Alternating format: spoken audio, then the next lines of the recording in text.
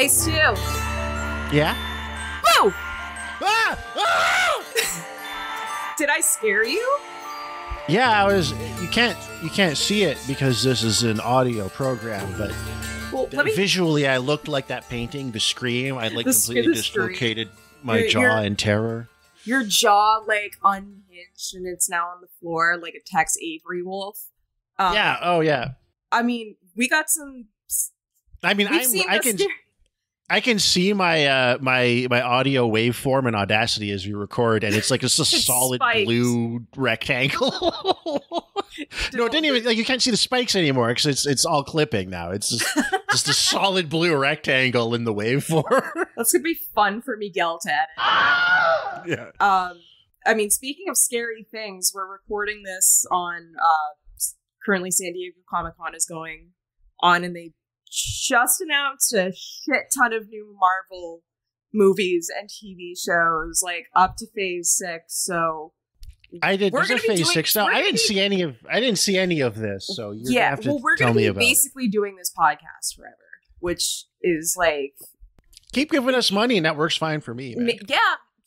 You know what? Top of the hour. Hi, it's Marvelous. It's Nicole, your friend Nicole.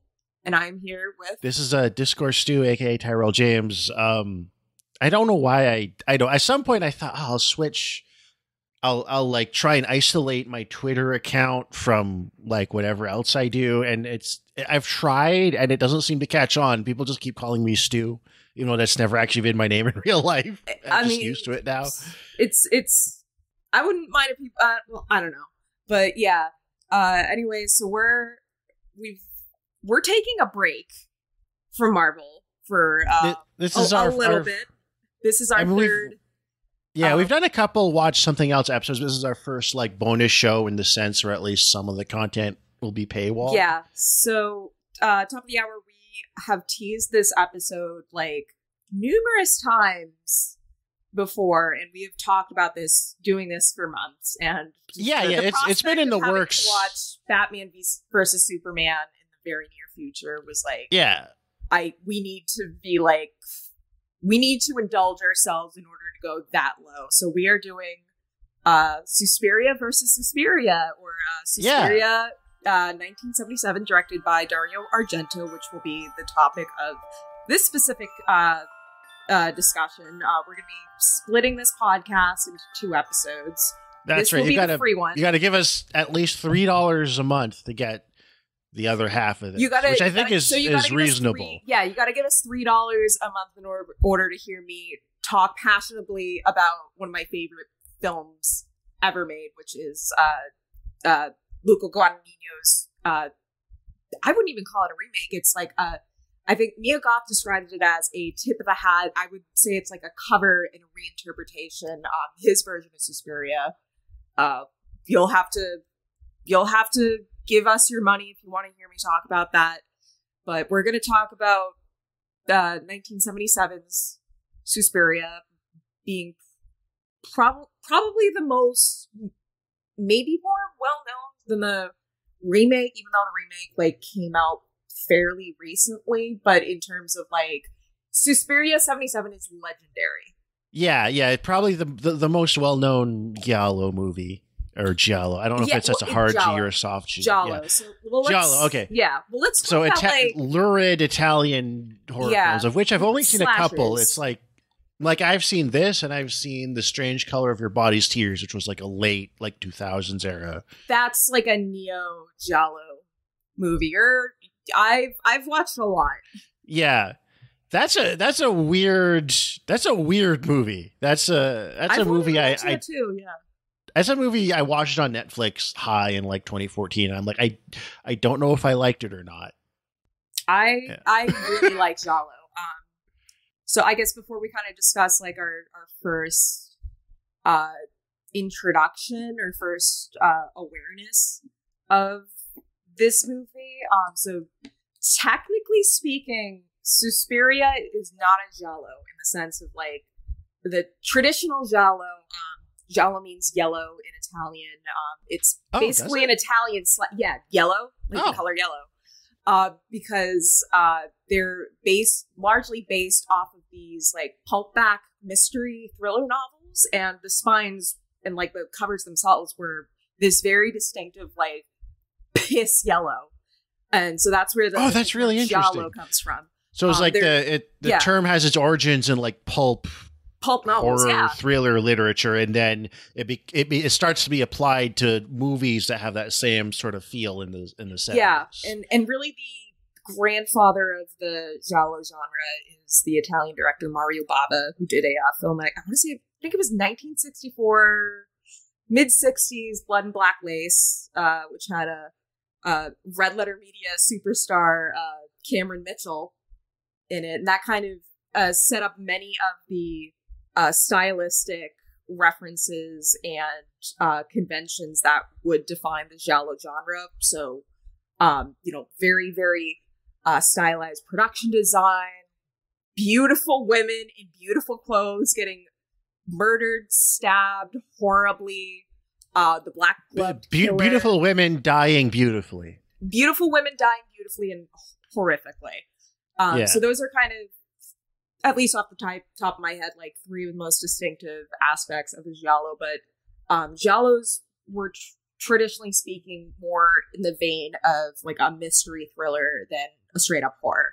So let's talk about like what was our first introduction to this movie. I think mine might have actually been through the theme song, which is maybe Suspiria soundtrack might be a little bit more famous than the film itself. Like, I think a lot of people heard the theme before seeing the movie. I mean, Goblin also did, like Dawn of the Dead, which has an awesome soundtrack. Yeah, they're legendary in terms of soundtracks, but this is like their best known one. I think maybe I know my first exposure to Suspiria was there was this do you have Bravo up in Canada? The channel Bravo? Well, here's the thing. Canada, like, we have our Canadian channels, and then if you like, usually you have to pay a bit more. You can get the like American, the American broadcast networks are lumped in, but like the American cable, you've got American cable channels, which you can usually get. And then you've got like Canadian cable channels that are just sort of like a version of that. So like instead of MTV, we had Much Music. Yeah. We've had that discussion. Instead of Sci-Fi, we had the Space Channel. So they're like the same thing, and they'd like just buy the rights to like the same shit. We had cartoon, like we had Teletoon, YTV was just like a general youth oriented network. Okay. I don't know. I don't know if America has an equivalent. But like instead of Much Music, instead of MTV had Much Music, instead of Space Channel, or instead of Sci-Fi, we had Space Channel, which was just like it would like they're just playing sci-fi movies, basically. And like half to 70% of what they did was just licensing their American equivalents. But then they'd like have like weird little like Canadian only or other things, because we've got in Canada, because like we've always kind of like since we became a separate country from Britain, we've always had this like we could be absorbed by America at any minute thing going, because we have 1/10 the population. Yeah. So we have what are called CanCon or Canadian content laws. We've had them for decades and decades. And they mandate that like a certain amount of media content is Canadian in origin, at least plausibly. Like there's a lot of stuff that was like American financed, but had like a Canadian director and was shot in Toronto and like have it like Black Christmas or something like like a lot of Canadian creators who go down to Hollywood get their start in those like half like the cartoon Reboot, the one that was like the first CGI one that was set in a computer.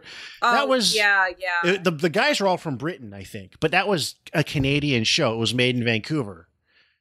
For budget, probably.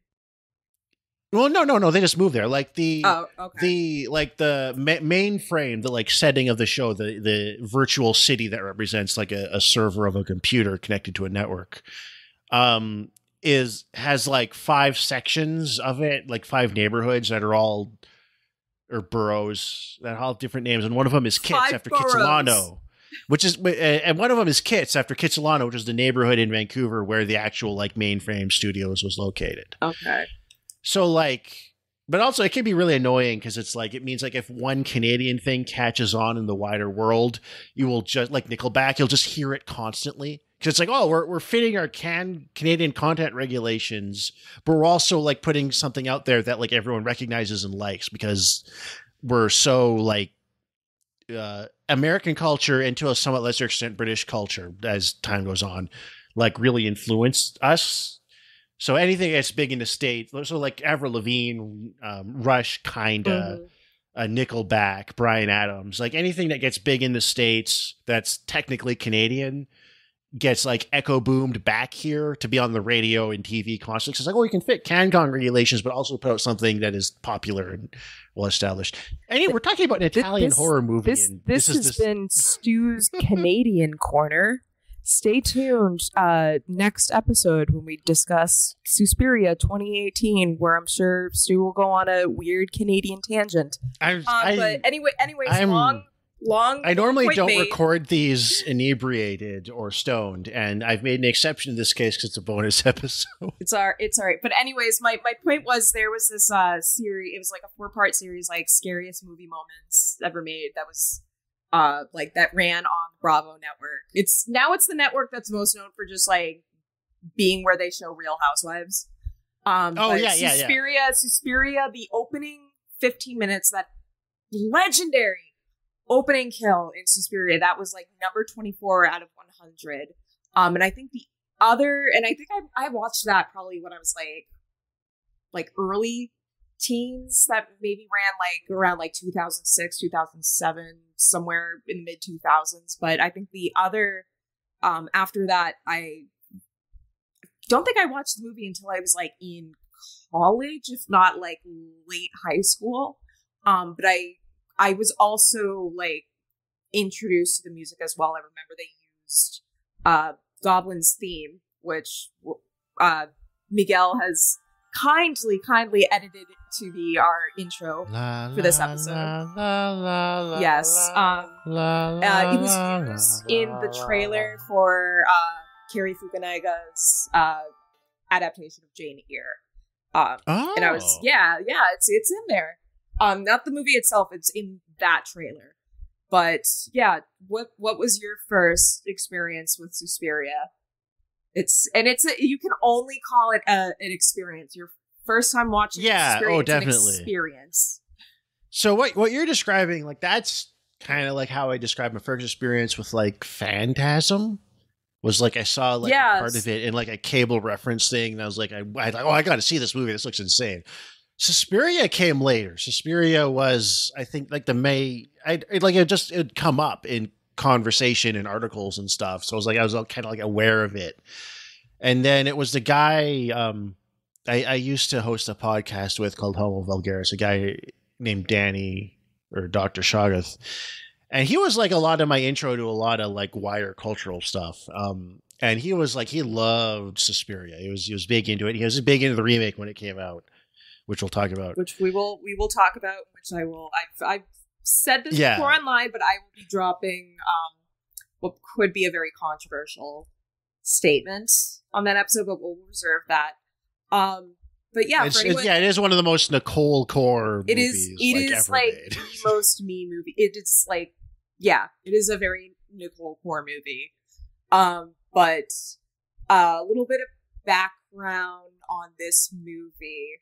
So this was Dario Argento's, and he, by this point in his career, he'd already made several giallo films, all of which have been very, very successful. The film he made just before Suspiria was a giallo called Deep Red, in which one of the co-stars, Rosso. in which one of the Profondo Rosso, as the Italian title goes. It does. It sounds cool in Italian. It's cool. But the lead actress on that movie was a woman called Daria Nicolodi, and Daria Nicolodi and Dario Argento eventually, began a romantic relationship, and during that course, they started working on this screenplay together, which would become Suspiria. Dario Argento had read this book I'm not sure if it's a book or it's more like a collection of essays, and it's more like the ramblings of a crazy person. Thomas de Quincey's Suspiria de Profundis. He was specifically inspired by this one section titled, what is the title? Lavana and Her Sisters of Sorrow. Lavana and Her Sisters of Sorrow. But Dario Argento was also partly inspired by this story Daria Nicolodi had about her grandmother going to this school and believing all of the teachers and the staff were actually witches. But a little more specifically, the Lavana and Our Ladies of Sorrow section, it details like three ancient female deities. Like, there are three fates, there are three, insert other something about trinities, like the Holy Trinity in Catholicism is like definitely like a remnant of an older concept. Yeah, he envisioned Thomas de Quincey and all of his like cocaine, opiate, drug-fueled delirium. Victorian era degenerate doing a lot of drugs. Yeah, Wikipedia credits him with inventing junkie literature in the grand tradition of like Train Spotting and William Burroughs, I guess. Okay, that's good to know. But basically, the idea of the three mothers spawns from Suspiria Profundis, also where the title itself comes from. About these like three sisters, like as old as time, like companions to the three fates. Mater Lacrimarum, who is the Lady of Tears, Mater Tenebrarum, Our Lady of Darkness, and then Mater Suspiriorum, Lady of Sighs or Whispers. This was eventually, the Three Mothers itself was eventually introduced in Suspiria's follow-up film. I would call Inferno a sequel to this movie because it does specifically reference the events of this film. I'm probably, unless I feel really low or have nothing to do, I don't think I'll ever watch Mother of Tears because that's Dario Argento. Everything past like the year kind of 2001, I think, even before then, is like Dario Argento's Big L era. His last movie was not good, but it wasn't like completely terrible. But he took a real nosedive in quality. But anyways, fun fact about this movie also is that when Dario Argento originally envisioned what this film would be, he wanted all of the actresses to be like preteens, like young girls. He brought that up to his producer, who happened to be his father, and he was like, "Abso-fucking-lutely not. No movie is going to get made where, we're subjecting preteens to this horrifying, violent affair." Which I don't know. I don't think we've even just said what the plot of this movie is, which is really simple. It's. I can summarize it in like 5 words. German ballet school run by witches. There's your plot. So let's want to get into the movie itself, because you just rewatched it last night. I rewatched it a couple days ago, so it's still fresh in my mind. Okay. Sorry, Miguel. We had a technical hiccup. We're just resuming recording with that clap. So Suspiria, 1977. Yeah. So with that, let's talk about probably some of the best like opening 15 minutes of filmmaking ever made. I mean, what other movie would make arriving at an airport this stylish and atmospheric? Or being caught in the rain, or being murdered horrendously in a gorgeous fucking apartment building.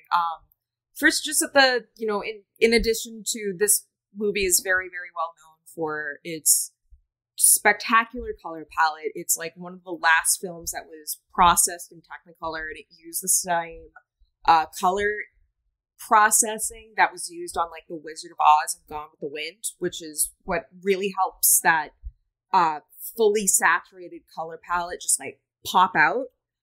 It's a very vibrant film. This might be like one of the most colorful films ever made. Like every shade of the rainbow is in every frame, and it's a movie like every film student has tried to emulate to a paltry degree.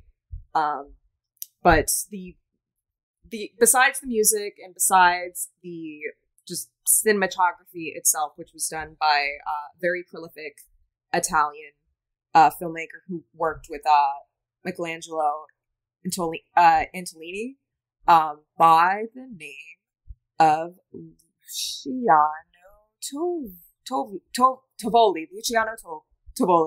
Tovoli. I should not be mispronouncing like Italian things, considering I'm part Italian and I literally just went to an Italian restaurant with my dad for like a late birthday celebration. Yeah, when you eat spaghetti or lasagna, it like imbues you with a linguistic power. You can look at the name and go, "Oh yeah." But I'm also from Boston, so that means like I can't pronounce anything correctly. That's just a regional deficiency. But anyways, the other really like distinctive thing about this movie is the production design.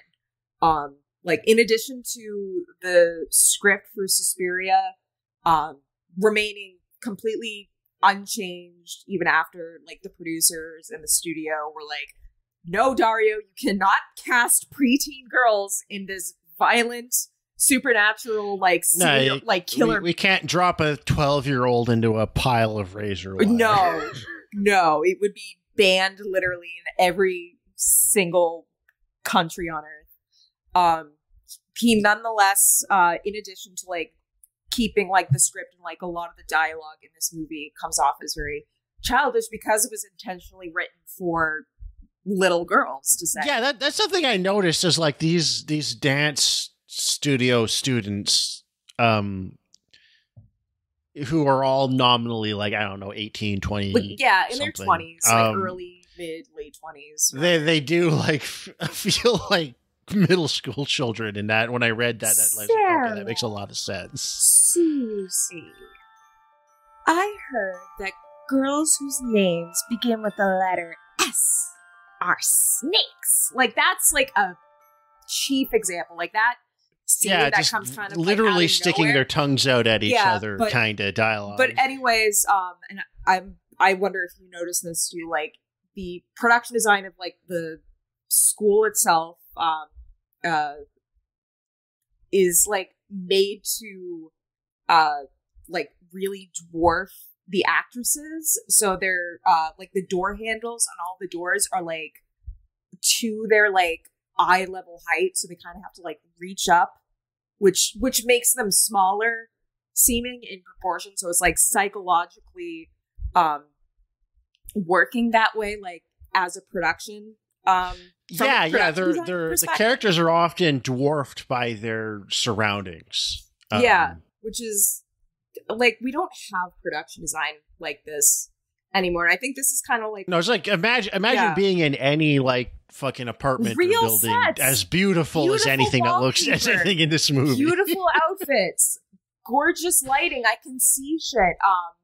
But actually, let's speaking of which, the whole movie feels like beauty is in and of itself like an imperative artistically. Well, let's talk a little bit about our cast. I mean, the most important role in this movie is the star. It's Jessica Harper, who Dario Argento decided to cast in this movie as main lead role of Susie Bannion. She is a American ballet student, and it's conveniently provided by a weird narrator at the very beginning of the movie who doesn't even like wait until the credits stop playing to like start. This feels like one of those late in production things where just like, well, like half the audience doesn't really understand what's going on. It's like so some guy comes in, it's like, Susie Bannion is a ballet student who signed up for this academy in South Germany and something. Yeah, but he Dario Argento casted Dario.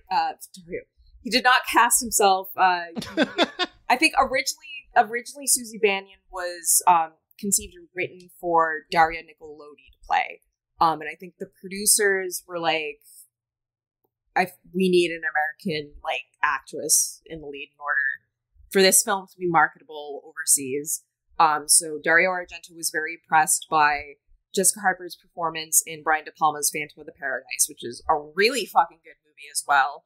And also a movie where Jessica Harper does more actual dancing in that movie than she does in a movie set in a ballet school. Which we'll talk about that in the for 2018. But like there is part two weird lack of dancing in this movie that takes place at a dance academy. Yeah, the being in this movie it's a ballet like school, and it's co-ed like, just kind of like it's a co-ed school because there are like guys in tights. There's a guy. There's one guy. No, there are like three. There's that one guy who's kind of. I didn't notice the other ones. There's the one guy. There's the one guy that like flirty with Susie, but he's probably like super gay, and I think someone alludes to that too in the movie. I think it, but yeah, no, it's I forgot like this movie is remembered for being very female led and female like oriented, but aside from like the blind piano player who gets mauled to death by his seeing eye dog in another really great scene in this movie. Yeah. There are like a handful of like guys and male students running around, but the focus is primarily on Susie herself, Jessica Harper. She arrives to perfect her ballet studies in Germany, and boy, does she stumble into way more than she was prepared for as she's arriving at the school, and it's a just pouring rain, like violent rainstorm the night of the arrival, like really setting that like scary tone. That goblin theme song is running the whole way through. It's like, but as Susie's arriving, another student named Pat Hingle, which is the name of an actor, the Commissioner Gordon in the old Tim Burton Batman movies. So Commissioner Gordon is escaping the school. He's like at the front door talking to someone. We can't see behind the door. Susie hears like fragments of it. Girl runs off into the rain, into the forest. Follow that woman, Pat Hingle. She was rather a student at the dance academy, and she goes to her friend's beautiful apartment to hide out. She's convinced people are stalking her. There's some weird shit going on, and she gets fucking killed horribly and beautifully. Oh yeah. As I said, like, I think this is probably one of the most beautiful on-screen kills ever done in a movie. Oh, totally. That's why I said, like, beautiful women dying beautifully. She gets her chest and all in like just vibrant, saturated. It stabs her to a beating heart. Yeah, just her chest is carved open, 70 beating heart. She's noosed up and dropped through a stained glass window, a stained glass skylight. Yeah, in primary colors, which primary colors as well as like the color green are very just vivid. Yeah, and like, vivid in this movie. So and then she's hanging there dripping blood, and then her poor friend gets impaled by the glass, roommate, maybe lover, if I'm like not reading too much into the subtext. I think Dario Argento like said somewhere that like you can probably read like a lesbian interpretation into this movie. I don't know if he was being maybe like legit or just like this is something people have said to me. I guess it's hard to say, yeah. But I don't know. I mean, maybe it's unintentional. Yeah, maybe I kind of saw a little bit of that in a couple of places in that movie. And in one of them is here. She comes running from the studio and the dance academy and to her roommate friend, lover. And there's just something about like the way her companions told her, like, "Are you okay? Like, is this going?" Like, it's just, I don't know. It felt like that. I don't get it. Maybe it's totally unintentional, and we're just retroactively applying modern sensibilities to it. But yeah, she gets dropped through the skylight and hung off an extension cord, and then her companion is just a piece of framing from the skylight impales her, and then she's sliced through the head with a great big piece of green stained glass. And it's beautiful. It's like it really is. The thing about like, it's hypnotic. It's like Argento at his peak, and this was what I found so disappointing with his like latest movie. It's called like Dark Glasses. Is like at his peak, Argento has such a distinctive and inspired visual style. Like the way he frames shots, like camera movement, composition, like. It's unparalleled. Literally every frame of painting. Every frame of painting. Like, it's actually someone who actually like is probably taking that to heart. So and the problem with his late like Dark Glasses is he like hired some like bumfuck Netflix cinematographer, so everything looks like flat. It's like what a boring ass film student trying to emulate Argento would make, but worse. So yeah, that's sad. Like, cinematographers -- directors of photography are an underrated part of how a movie looks. Absolutely. So our other characters, Susie befriends another dancer at the ballet school, which is just called Dance Academy. Just Dance Academy.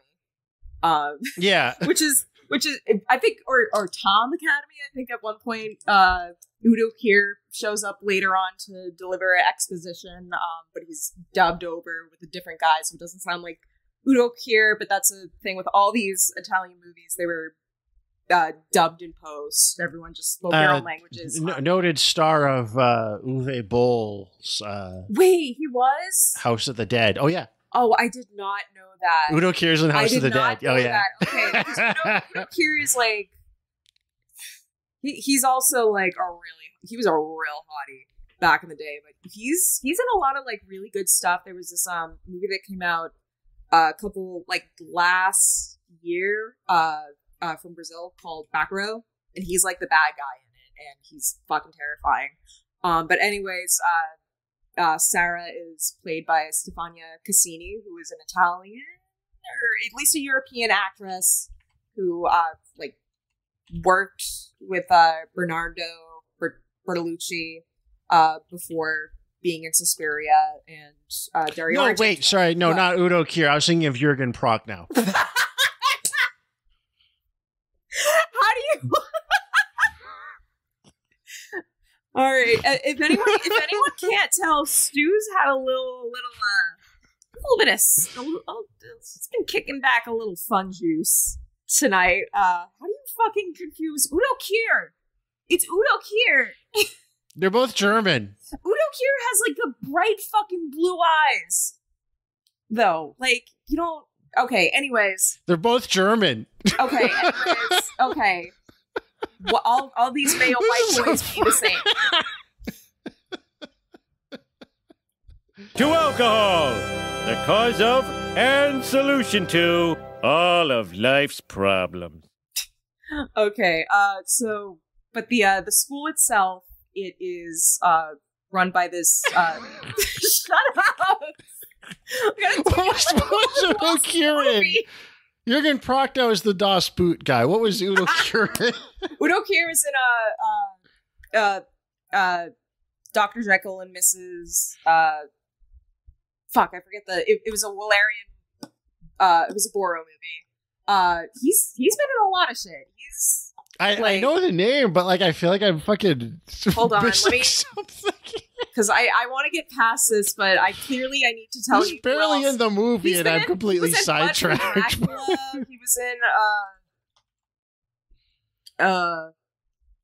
was in Europa. He was in what the fuck? He was in Ace Ventura: Pet Detective. What? Yeah. He's in Johnny Mnemonic.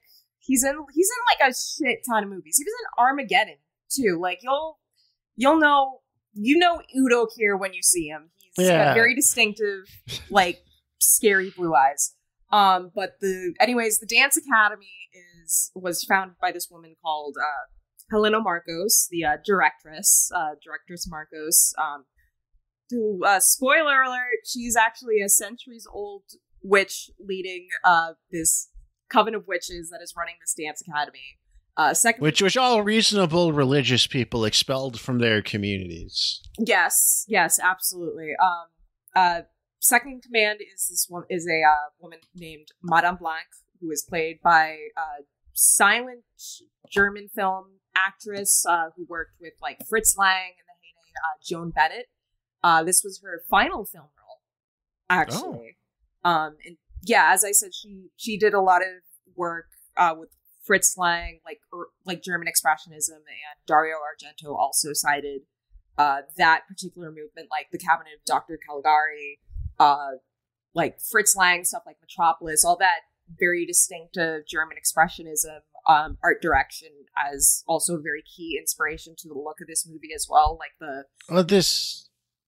So something I noticed about this movie is it's very. I noticed, and I was wondering if I was like a little like projecting when I read this into the movie, rewatching it, as this sort of like dark, more lurid, violent version of a fairy tale. It is, and I saw like it is like Snow White was. It is, the Snow Disney White, Snow White film was a big influence. On it. Dario Argento literally told the director of photography, like, showed him Snow White, was like, this is what I want the movie to look like. I want it to look like a living cartoon. And also just the fairy tale dynamic.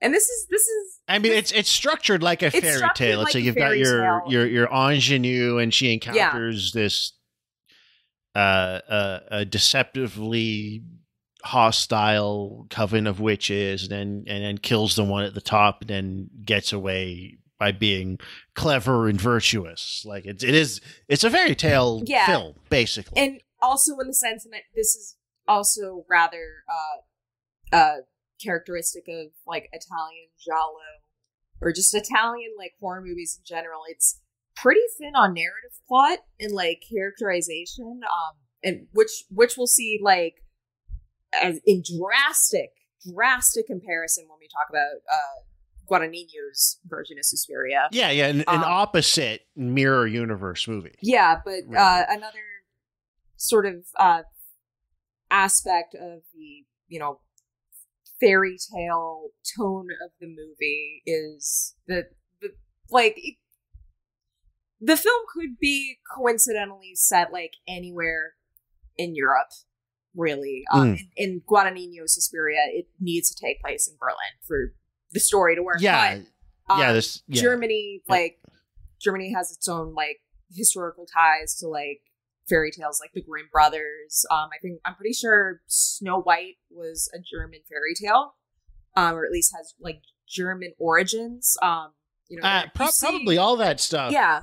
A lot of that stuff seems to, like, the Grimms were German when they assembled all those fairy tales in the early 19th century. I also think there was some occult, like, I read allusions to this. I don't know the details. That like part of the film was based on Daria Nicolodi's, like her grandmother had a story about going to a private school or something. It was all she was like, all of them are witches. Witches ran my shitty boarding school. But I get the sense. I mean, it's hard to say too. Like, some of this could have just been like marketing hype when the movie came out, but they're like, you get the sense from some of these kind of excerpts from interviews that Nicolodi and Argento took the occult stuff and the idea of witchcraft like seriously and literally. This movie forms its own. Well, in the Udo Kier exposition dump that is like so big he has to hand it off to another guy midway through. There's professor explaining witches, and he's like, well, here's the senior professor of explaining witches. Which is fun. Like, the main, I don't want to say it's like a inherent fault to this movie. It's kind of just like by design itself, and also just kind of being a product of like Italian filmmaking at the time. Like it has like gaps in logic and gaps in like narrative stability. Like there's one point, and I noticed this when Susie arrives. She's speaking with Madame Blanc, and Madame Blanc is saying, "Oh, you were supposed to be coming last night. We were expecting you. Where were you?" Susie tells her, "Oh, I did arrive last night around 10 o'clock, but, you know, they wouldn't let me in." Turns out Sarah was talking. Sarah is the one who Pat Hingle was talking to and warning about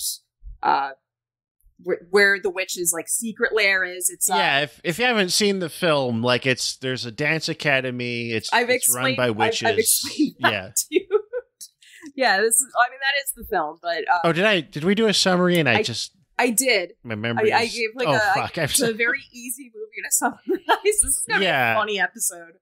Oh God, I thought, Miguel, it's a bonus have app. Fun, like editing like drunken sound effects to Stu's audio track. My name is Hans. Drinking has ruined my life. I'm 31 years old. Literally, like, not even 2 minutes after that conversation between Susie and Madame Blanc, there are a couple of police officers who are visiting the school to, you know, do some investigation about Patricia's horrific death. Just off of campus, literally the day after she got kicked out of the academy. Outrageously theatrical death. Outrageously theatrical, incredible, beautiful death. And Susie overhears the conversation with the police officers. She's like, "Oh, I saw Patricia leaving. It was around 11 o'clock. Which, on the one hand, could definitely be a mistake. Like, at first I was like, wait a minute, no, she said 10 o'clock like 2 minutes earlier. But I think, and this is, I think, like, the substance and like the main plot, like the plot of the movie being around witchcraft kind of grants it some immunity, because you can kind of chalk all the vagaries up in the story and the weird stuff to being like, yeah, witchcraft. Maybe she's under a spell where she's, you know, lost. Yeah, well, I mean, the whole she's lying. You know, they got her to lie. The movie does depict magic as being like kind of beyond plot convenience. Well, it's sort of like it's like you get a sense at certain points in the movie that like Susie, Jessica Harper's character, can hear like the soundtrack, or it's like the soundtrack is indicative of something she's sensing, like, and like again, like the ability to just like conjure barbed wire or possess a blind guy seeing eye dog. It's sort of like it's just this kind of like ethereal presence that's never represented in a literal sense. Like the shifts, the dramatic artificial shifts in lighting are like conveying the sense of this witchcraft magic as this kind of something you sense indirectly, but isn't being depicted totally literally. Well, yeah, absolutely. I mean, this movie prioritizes sensation and having its audience feel, as opposed to presenting like a very strong, tight story that logically makes sense. Like, that's not. It's a vibes movie. It's a vibes movie. It's a vibes movie, and it's a movie about like basically having a nightmare. Yeah, like it is nightmare logic, dream logic, not unlike what David Lynch does in his movies. Like, this is a movie to be felt and experienced. Like, you don't watch Suspiria, you experience it, because it is such a assault on like all senses.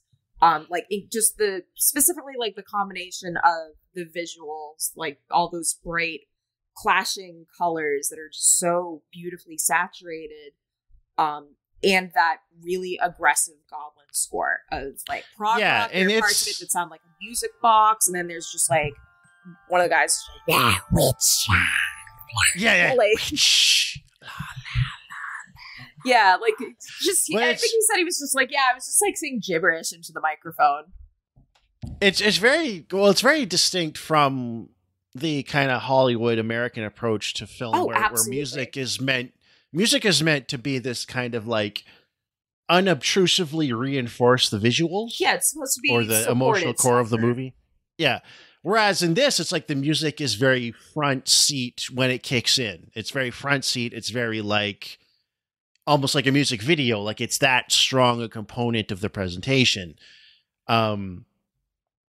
Which is why it's like it's like something like you can listen to that soundtrack as a standalone piece of music. Absolutely. Because it's not written to be just a supporting structure to the visuals, but to sit on top of them and be just as prominent in the experience of watching the movie, which is what makes it distinct from like most English language movies, I think, that we get. Yeah, and just it's in the grand tradition of other horror films that are very much elevated by the soundtrack and like, or just would not be the same if they did not have the score they have, like, you know, Psycho, Halloween, you know, you name it. I feel like horror as a genre has like, is where like the use of sound and not just like score, but like this movie also sound has design. Great sound design. Like the combination of sound and images. Like, first of all, that's just like the alchemy of cinema in general. But in horror movies in particular, and I think like this movie is like the prime example, along with something like Eraserhead, which was I think that the same year, 77. Or 75. But anyways, I mean, Eraserhead's hard to, but like, just the use of and the combination of visuals and like auditory stimulation, like that is what makes a movie experience engaging. Like, I don't want to. That's why we complain so much. Like when we watch these fucking bloated ass Marvel movies and the visuals are so uninspired or like so completely CG that you just lose track of whatever it is you're trying to have your focus be fixated on. Like the music is so generic and the sound effects are like there, but they're like not, you know, they're just there because like, you know, you can't see a guy shooting a gun and not like hear it. Like they're just there.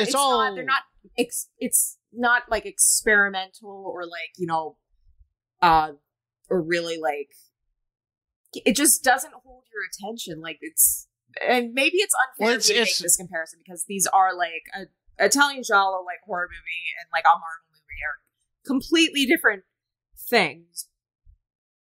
But one is undoubtedly better than the other.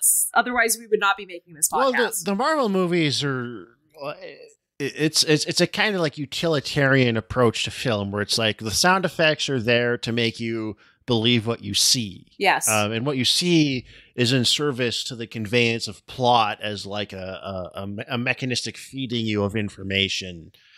So it's all just like, first and foremost, it's just meant to be like a straightforward way to just convey X, Y, and Z units of information. Whereas here, it's like the method of presentation is the exercise in and of itself.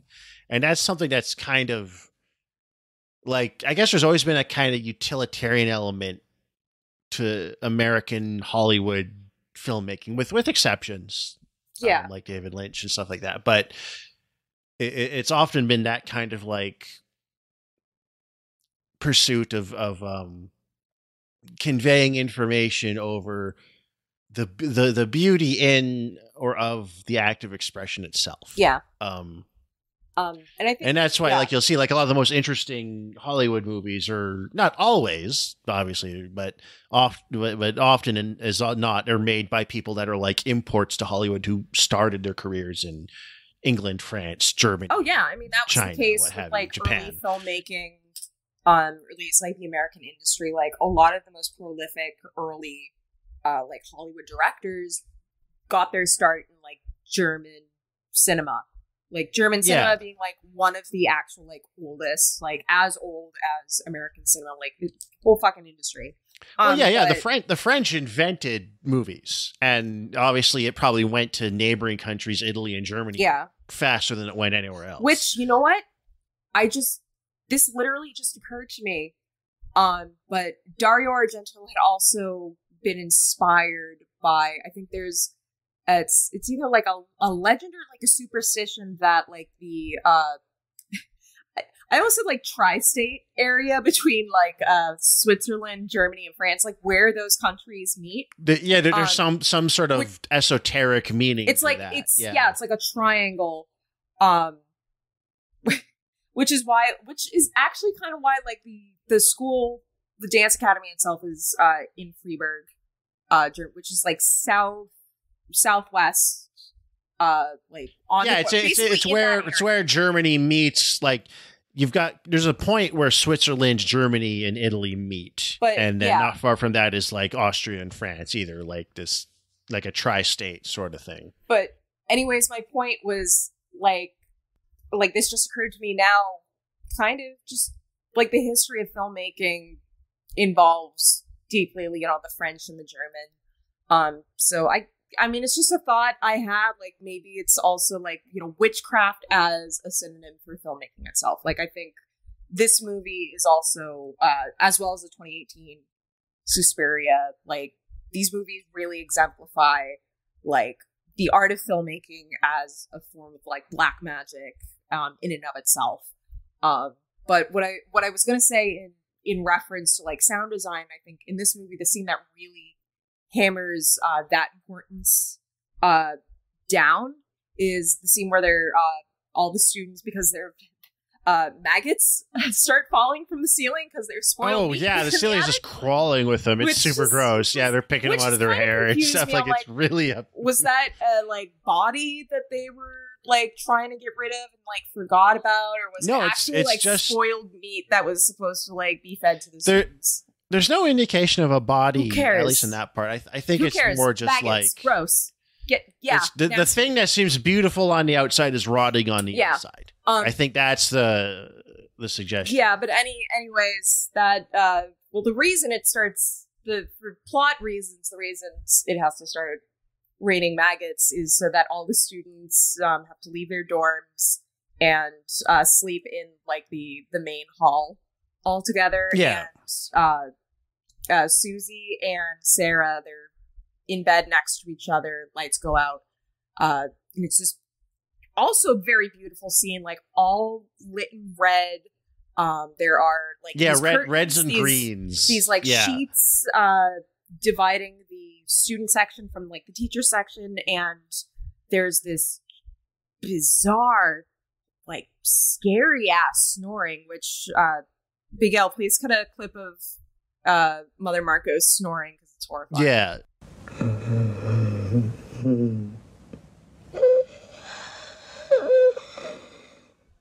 There we go. Yeah. And Sarah notes that is the directress that is snoring. I've heard her snore before. I was in a room next to her like last year during some time she visited. But that's weird because all the other teachers said the directress was away on whatever, on a trip abroad. Why are they lying to us? So Sarah's also the one that's you get this kind of like bright, like you get this bright red light and coming through the sheets. You get this silhouette of our Helena Marcos in this movie are just kind of like arch witch, arch demon figure. And then you've got Sarah and Susie are two S names. I once read that names which begin with the letter S are the names of snakes. I'm a snake. I'm a slithery little snaky snake. I'm so slithery and sneaky because I'm a snake. Sort of whispering conspiratorially with the kind of our arch villain figure silhouetted in the background in red. So it's all very expressionistic and kind of boldly rendered iconography to match in a literal sense what's happening in the story, right? Yeah. And yeah, from there basically Sarah and Susie, well, more Sarah, really because she was Pat's friend, and she starts really investigating. Of course, gets a little too deep, and so the witches throw her into a pile of barbed wire, which is also like a really sick death scene.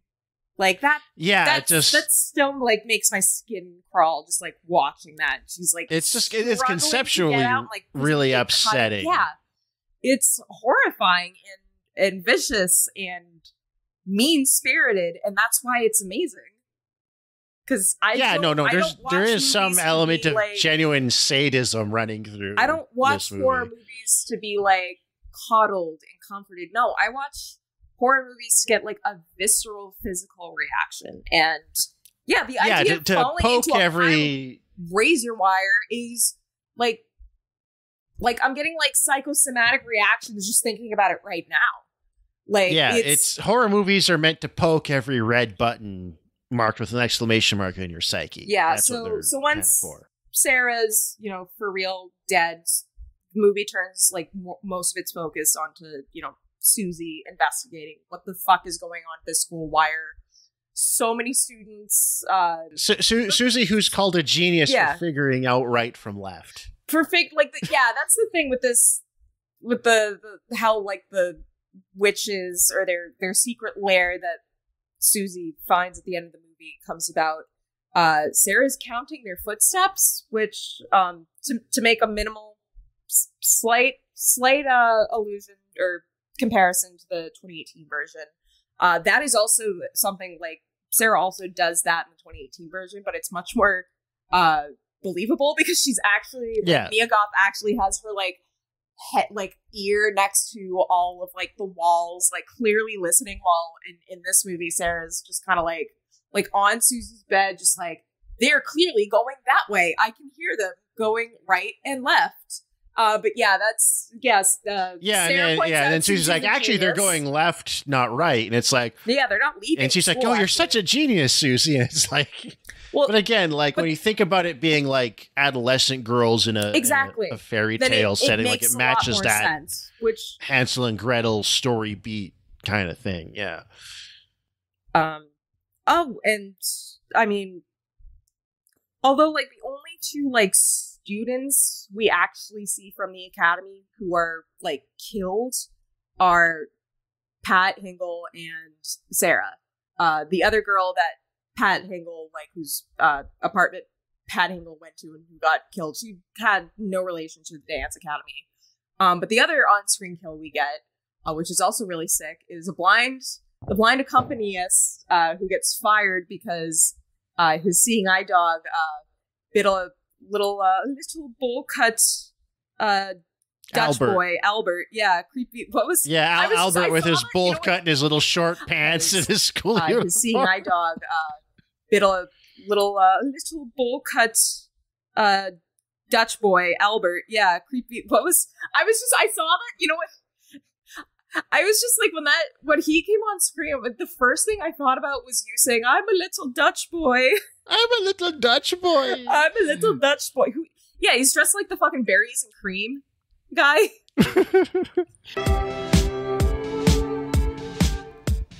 When I was a little lad, if I wanted berries and cream, Mummy made me do the little lad dance. Now Mummy's gone. I love it, the poulters. I love it, the dog windmill. beats me. And it's set up like it's one of the women running the school, one of the witches who's casting nefarious spells on his dog. Made the dog Susie. Bite the kid, Susie first, she makes her sick, and it's implied like she's flashing this like knife or shard of glass, and it reflects on Jessica Harper's face, and it's like she sets up this dog to bite little Albert, so that they Dutch boy.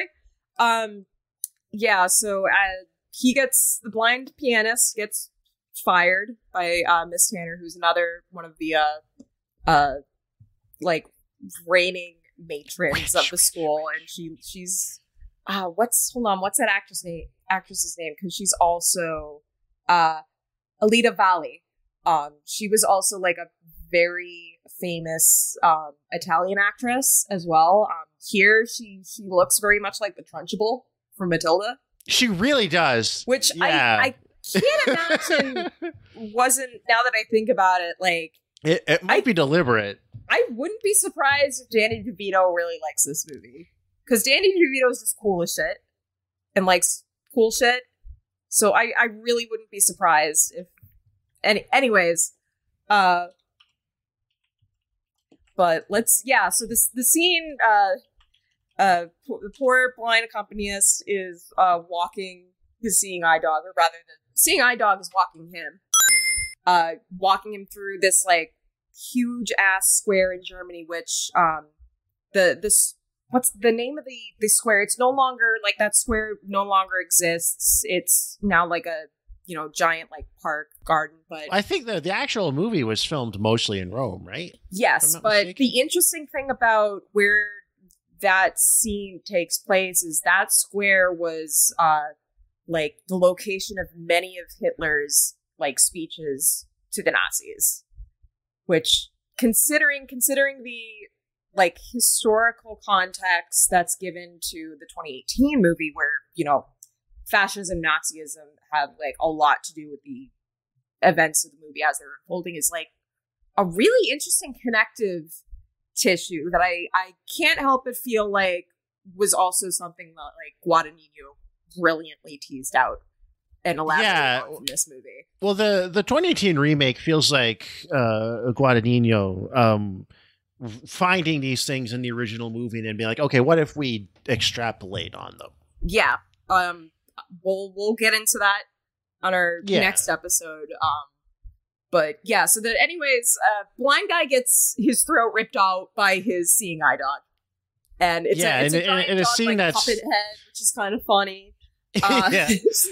Well, this movie has that like bright red, cherry red blood. Love that. Bring back cherry red like paint blood. Not that. Yeah, and it's because real, like when someone actually bleeds, it can be fairly bright because the redness is a product of oxygenation of the blood cells. But it's also like so that kind of like brown, black, purple, brown blood that you see in a lot of stuff now. I think if anything, it might just be like a response to like TV network censors and ratings agencies. Oh yeah, I think that was actually softer on right. it because it's not as bright. I think that might be right, because I think I mentioned, I don't remember where I mentioned this. I know I said this lately, but like a lot of the reason, like, not that many movies get NC-17 ratings nowadays, and certainly not for like violence. It's usually for sexual content. But like one of the things that would, at least back in the 80s, or, back in the 80s would tip a like R-rated, something that would be like usually like R-rated towards like an X rating, which was the rating that came before NC-17, was like blood spray and like blood splatter. Like that was an issue I think they had like with a lot of the Friday the 13th sequels, because I know a lot of those got like X ratings upon like being first presented to the MPA. They were like, you got to cut this, and it had a lot to do with like the spray and the release of blood from the body. Yeah. I think so. I wouldn't be surprised if the candy apple red color of blood in like movies specifically of this era, like it's very much like a 70s thing in these movies. Like I bet that's also a way of sort of skirting the censors a little bit. Which because it's only in movies from the 70s that I see that like very bright blood color. Which can I just say, the 70s are probably my favorite era of movie making. Like most of the movies I consider like some of the best that have ever been made were made during the 70s. I think that's when when filmmakers had, because it was just after the most Hays Code latitude finally done. The motion picture ratings, standards started to be introduced, but like cinema really loosened up in terms of what kind of content it could show on scene. Like suddenly we could have, violence, sex, adult content. It didn't have to be either like strictly confined to subtext and implied, or like completely sanitized. So it's and it was one of movies where I think kind of at their least formulaic, maybe. relatively speaking. Yeah, I 100% agree. There's like with these, and I know we're going a little bit off topic here, but I think this is just relevant to our overall thesis of this podcast. Like with a movie like Suspiria, but also a lot of movies of this era, they have such an ambitious idea and an ambitious approach to filmmaking. That very much came with this like experimental, we're in this, brand new world where, we can do all this new stuff, without restrictions in our movies. Like it was a part of that environment that really got filmmakers to put to borrow a line from the kids, got directors to put their whole ass bussy into it. So I've heard that true, recently. yeah. I saw Nope last night, and it was fucking incredible. One of like the top letterbox reviews for it is, "Damn, Jordan Peele put his whole ass bussy in this," which I love. I gotta use bussy more in like everyday conversation, or like this. I mean, how opportunity you get to use it though? It's a very this sandwich is bussin'. But yeah, no, Dario Argento put his whole ass bussy into this movie. This is undoubtedly like his best movie. Everything's just aesthetically like so meticulously crafted. It's such a it's like a really I don't want to like sell the movie short, but like it's like a really good music video where it's just like the combination of visuals and sound is so hypnotic and intoxicating and enjoyable. I've seen people just like use like say just like describing a film as being like a music video, or using just the term music video in a pejorative sense in reference to movies, I don't mean that. I just mean in that sense. I know, but it's always been weird to me because, again, like the very foundation of cinema itself, like what makes it work, it's the combination of sound and visuals, which is also by definition what a music video is. So and that's what makes this movie so compelling and such a kind of like predominant sort of articulation of its type and form is that combination of sound and visuals, where the sound is given comparative importance instead of just being a pure supplement to the visuals. Yeah, but I understand what people mean when they say something like that, like because they're pretty much like referring to something like the first 45 fucking minutes of Suicide Squad. It's literally just needle drop after needle drop. It's literally like a poorly edited together music video that runs way too long. It's like an AMV. It's like an AMV. Like that, like supplanting storytelling or like thematic like content in favor of just like we're just gonna drop, have this really obvious song play so we can beat audiences over the head with who this character is, spoon feeding them, like, open up for the choo-choo train.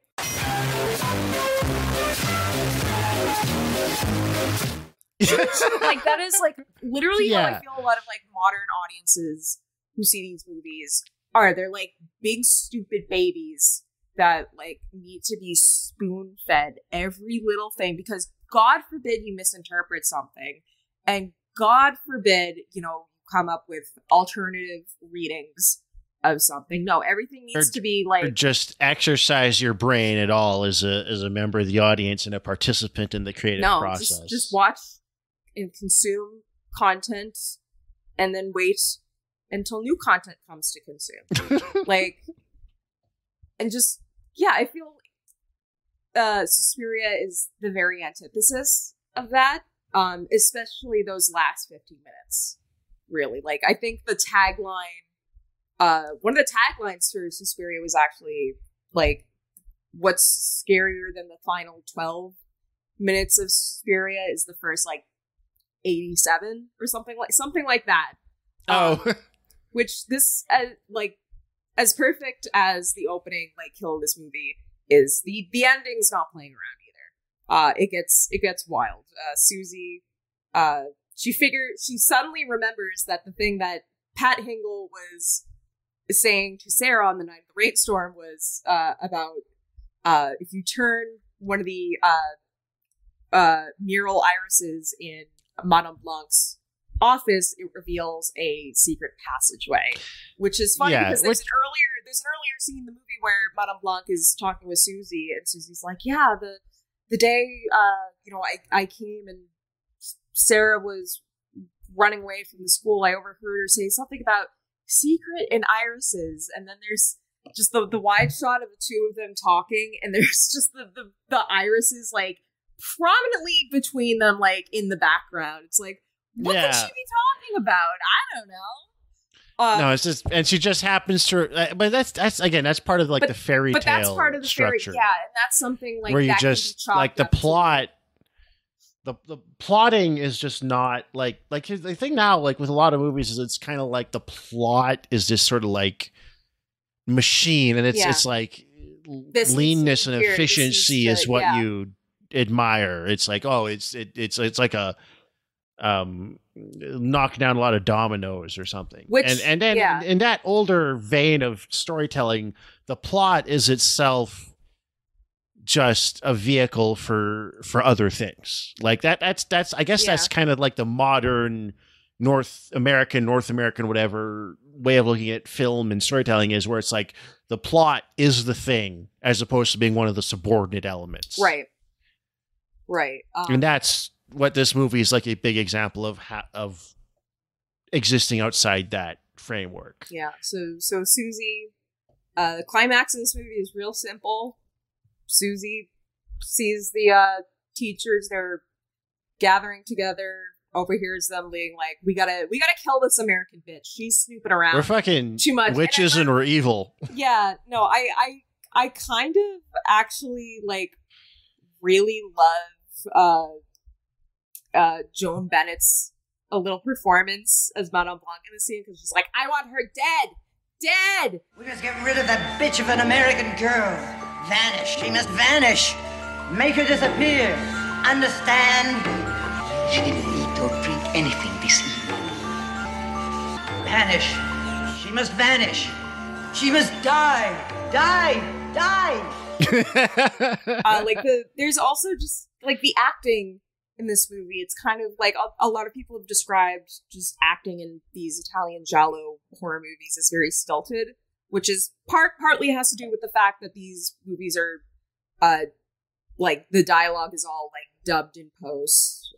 So my old man would have called a Wonder Bread wop.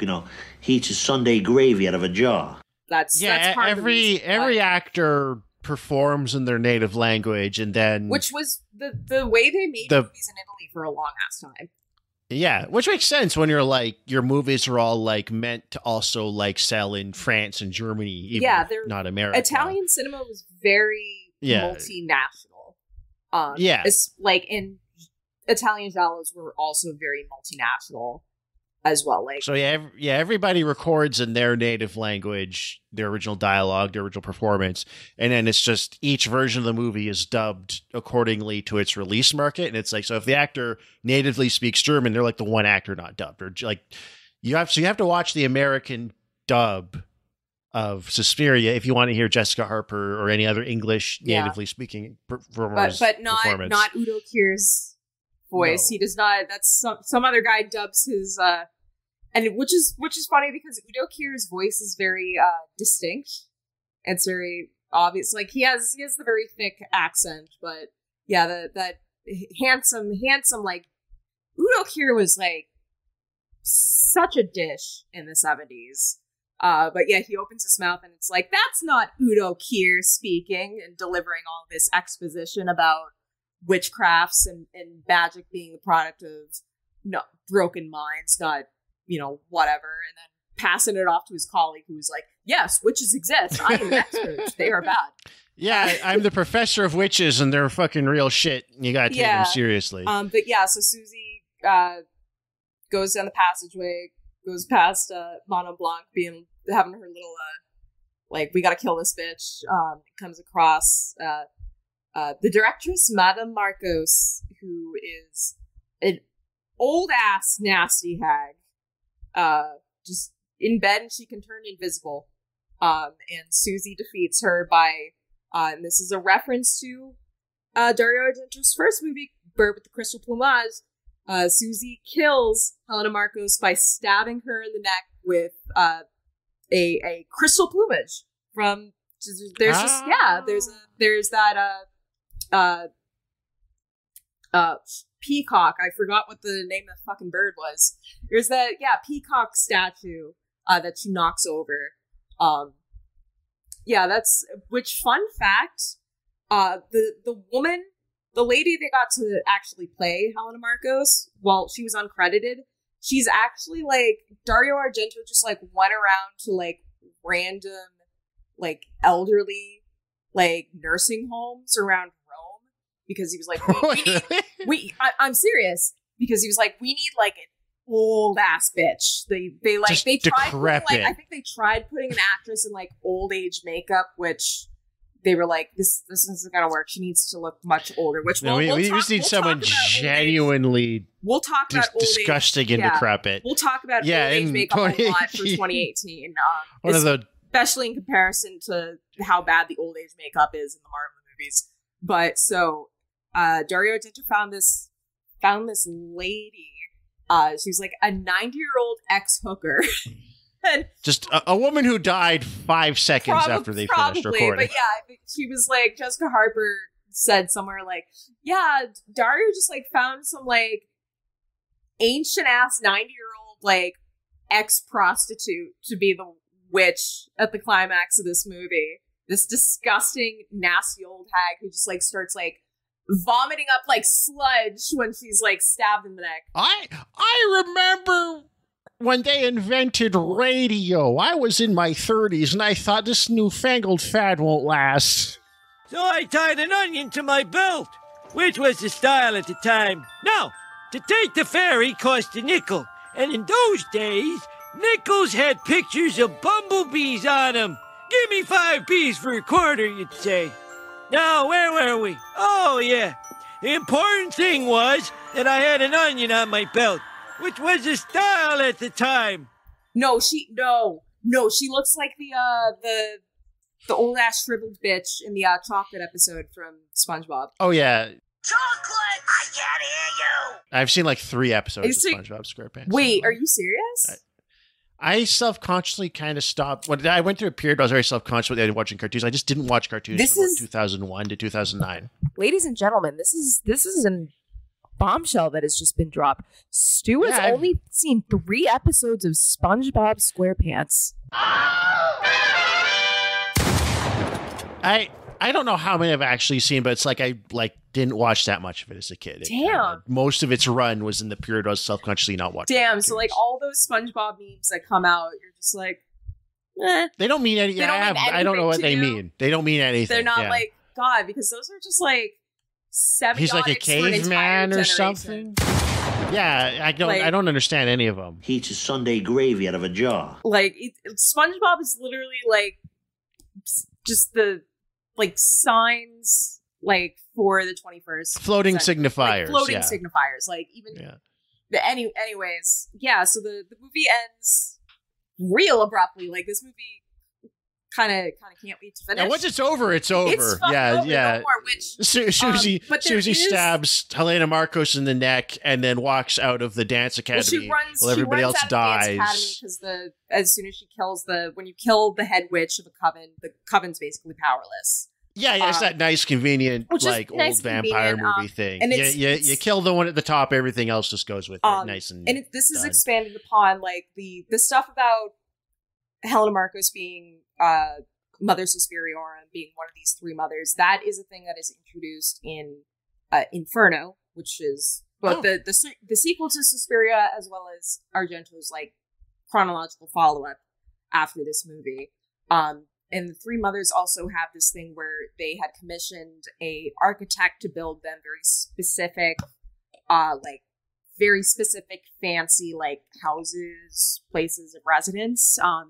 So he built the dance academy for Helena Marcos. So basically with Helena Marcos killed, like because her essence and like power is also very much tied to the land that the school is built on, like, the school just starts fucking collapsing. Things just start exploding. Like, walls start load-bearing boss. And I think, like, Jessica Harper was genuinely, like, afraid for her life during those scenes. Because there's just shit fucking flying at her. This was definitely a period before... This was before the Twilight Zone movie incident. So... Like, yeah, you could just throw shit at actors. Yeah, just movie drop safety shit was on considerably less of a priority. And there was a better time. Look, if you want to be an actor or an actress, like, saddle up, get ready for some things to be danger. thrown in your face, literally. We coddle them now, our entertainers. But yeah, so Susie escapes. The whole school goes up in flames. End of movie, but I actually noticed a sort of it's actually kind of like, well, there's a sequence there's a sequence at the end of the credits where Samuel L. Jackson comes in and Jessica Harper's sitting at a bar, like, oh wow, I just got out of this fucked up situation, I'm gonna have a drink, and he's like, we're putting together a team of witches. Yeah, Scarlet Witch is actually the fourth sister, fourth mother. Don't say that. They'll find like Disney will just buy the intellectual property and find a way to fold it into their absolutely no multiverse. Disney is not fucking touching Suspiria. Look, Sister Jeanne was in Space Jam 2. Anything is possible. Yeah. I mean, that is nothing is sacred. I mean, there is the direct Marvel connection with the 2018 one. You know, Tilda Swinton. But Tilda Swinton is also... she was in... but Tilda Swinton is also, like, Doctor Strange. An actual actress, and not, like, a commercial, like, person for hire, who just is, like, doing quips and being annoying, like, you're Ryan Reynolds or you're Chris Pratt. But Disney pays the bills for the next 10 years so that you can do fucking weirdo movies. But if you... And something I noticed from this rewatch is, the ending...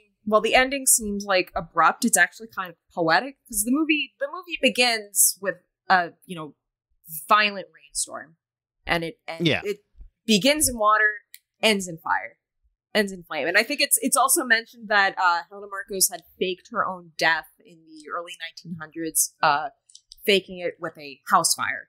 So it's also it's like irony as well that this is the way she goes. Which I have to give on this rewatch, I realized that this movie is a lot more like circular in its narrative connections than I originally gave it credit for, or that I remembered it being.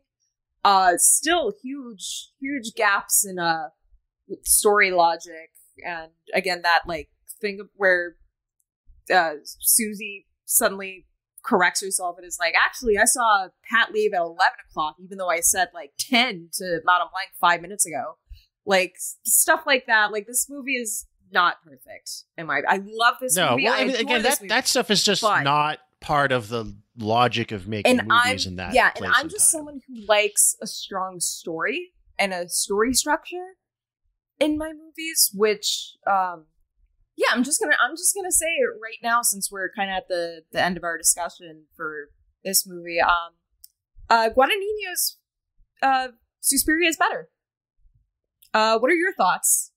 You literally just finished they're watching. Such apples and such apples and oranges films. But well, that's the thing. Like I don't want us to sell the original short. Oh like, God! It's legendary and it's all right. Yeah, but it's fairy tale structure like makes sense for what it is, but it's not. I mean, there's something with like, I mean, again, it's like a very like that fairy tale thing where it's like, well, witches are just kind of evil, and they're just sort of like their power comes at inflicting misery on others to bring wealth onto themselves, or wealth. Yeah, that is a specific thing that Udo Kier's old man colleague.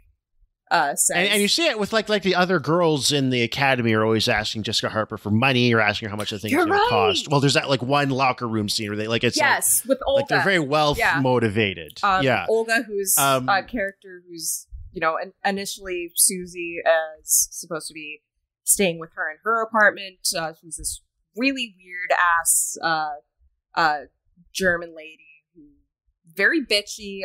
I actually watched a little behind the scenes thing with the actress who played Olga, and she said that, at least in her understanding, in collaboration with like Dario Argento, Olga was kind of supposed to be like a young witch in training. So the implication is that like, well, she's complicit. That she's complicit. In the whole apparatus. Which, you know, absolutely, she's weird ass. She like her, you know, she has like 3 scenes in the movie, and then after Susie's like, you know, after Susie collapses during like the one and only dance sequence, and like again, Jessica Harper barely dances in this movie, which is another dancing reason, just seems like, to be a means to an end of like getting her character in this. Yeah, but it is environment. Not. It is not. That's that I think that's the thing that really pushes me to consider the Guadagnino's version. I really need to stop using the like. I'm not going to refer to it as a remake because it's really not. Like what I think makes, and you messaged me this earlier, like what, like because in that movie, it's the dancing that does the spells, which is such, it sits at the heart of the movie. It seems like such an obvious connection, and it's kind of like in retrospect weird that Dario Argento didn't do that, but it's also that wasn't what he was aiming for with this movie. He wasn't aiming to tell that's the thing that's separate. Whereas story.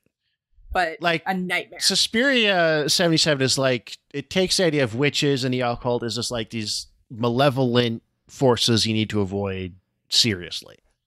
Yes. Like it's a mix of fairy tale and this spooky thing happened to my grandma, and like these forces exist in the world. They're just unabashedly evil. You should avoid them. They're scary. They'll hurt you. The subject matter for it. Like it takes the concept of the witch very literally in, you know, because it's only, I don't know when exactly it starts, but somewhere in the 80s or 90s where the witch becomes this symbol of a powerful woman, of female empowerment. Yeah. That's not just like unambiguously but I'd evil. say that like goes back way before even like the 20th century. Like there have been plenty, like it's late at night, so don't ask me to give specific examples, but like I know like specifically the feminist movement, there was like this was actually cool, like there was an enclave of like feminist protesters during the second wave that called themselves like the acronym was WITCEH, like witch. And they would just like show up at protests like in all black, like the witches' hats on, just to demonstrate as these fucking witches, like witches, and it was cool and it was gnarly. Definitely look up them. They were like real aesthetic, but I can imagine it was a pain in the ass to like walk in like marches during the summer and just like you take little itty bitty steps in those robes, looking like Kim Kardashian at the last Met Gala. But I think the juxtaposition, and this is what makes these like this interest. That's what makes 2018 interesting as a I don't know, remake or adaptation, sequel, whatever it is, reinterpretation, is it sits on the other side of. So I know like it probably has earlier roots, but like in popular culture, it's like the witch becomes a potentially sympathetic figure in like, I don't know, to me it seems like the 90s, like Buffy, Practical Magic, The Craft, stuff like that, right? Where it enters the mainstream. This idea of like the witch is just a woman with some sort of power or powers who may or may not be good in how she uses them. And so this movie sits on the other end of that cultural turn where it's, and we'll get into this as we talk about it, but that's kind of the interesting part of the contrast is whereas the original is like a fairly, as opaque it is around the edges, as dreamlike as it is. It's hard to really describe what makes this movie interesting and compelling to watch because it's in the experience of watching it. But the what makes the 2018 movie interesting is in where it makes these deliberate choices to contrast itself to the original. Yeah. Sitting on the other side where it's like, okay, no, we're going to take the idea of like a coven of witches seriously as like, these are women who exist and have personalities and value systems. And and we're going to draw this kind of a likeness to a revolutionary group, which in turn is alike almost to a cult, which is like a thing with a lot of cultural and historical precedent, which is like radical left-wing groups becoming functionally cults. Like there's that happens a lot, actually. We don't want to give away our bonus content. That is that's kind of where we'll be jumping off for part $3 per month. Just consider giving a beautiful, smart young woman and her ginger co-host some money. I need money. And adequately unobtrusive guy. But I would say like because this is a watch something else episode, so like it's not like we're recommending you better movies to watch. But I would say if you're a fan of Suspiria, or if you've seen Suspiria and you're like, I'd like more of that shit, please. Definitely check out like the rest of Dario Argento's filmography. Up until like his filmography pre-1990s. I would say I assume you mean like I think definitely pre like his version of Phantom of the Opera, which is where like a lot of people say like that was his first like big stinker. I haven't seen Sleepless. That was a movie he made with Max von Sydow in like 2000 or 2001. I haven't seen that. To my understanding, it's like at the same level as like Denenhall syndrome and like Trauma, which we didn't even mention Daria Nicolodi, the screenwriter and is that weird that like Daria and Dario of course I thought about that, the same name. Daria Nicolodi is Asia Argento's Asia. I don't fucking whatever how you pronounce it. Asia. Yeah, her mother, which Asia becomes a like pretty permanent fixture in Argento's filmography from like Trauma, so like the early 90s onward, where he basically became like all of his movies were basically about like how can I get my teenage daughter to show her boobs, which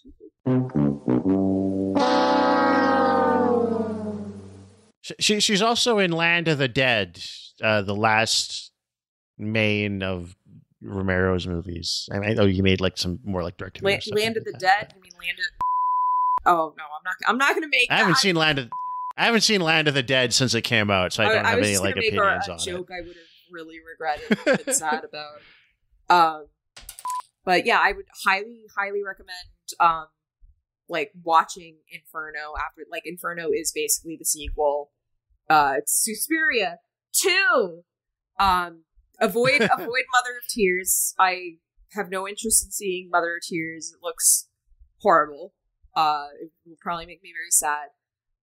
Just movies about witches in general are like my shit.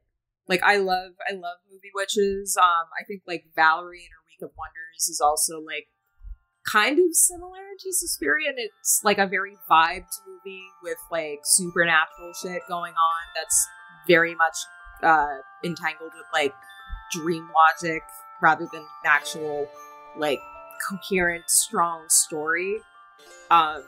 So I there are like a shit ton of movies that Suspiria has inspired, but none of them are like have been able to really attain the sort of like phantasmagoric assault on senses that Dario Argento's original Suspiria was able to conjure. Yeah, and that's why I make the comparison. Oh, except for Luca Guadagnino's reimagining of Suspiria in 2018, which we will be talking next time on Marvelous on our bonus episode, which you can listen to for $3 of your hard-earned three of your American dollars. Pesos. $3. I think that's like 9 pesos. $3, and you can listen to me talk about one of my favorite movies of all time, which we will be recording on another night because it is like almost 1 o'clock on the East Coast. So tune back in for the second half of this episode. We'll talk about Suspiria 2018. both as in and of itself as a movie and as it contrasts to the original. Definitely extremely watch the original. Like I said, it's hard to describe. It's hard to talk about what makes that movie so special. It's one of a kind. Because it's so much just in the aesthetic experience of watching it. Like we would say, oh, it's vividly colored. Like you just gotta smoke a joint, throw it on, it's pure sensory cinema, which and that's why I made the comparison to a music video, where music videos eschew because of what they are, they can afford to eschew plot per se in favor of vibe, atmosphere, emotion, and kind of they exist as a supplement to the music, so the other way around. And well, I wouldn't say Suspiria exists as a supplement to its music. Its music has much more equal footing with the visuals and other elements of a film, instead of that kind of well, the whole point of a good score of a movie is to reinforce the emotion, but to be unobtrusive. A good score is one you don't even really notice. Like, yeah, bullshit, fuck you. No, give me that violent goblin theme song.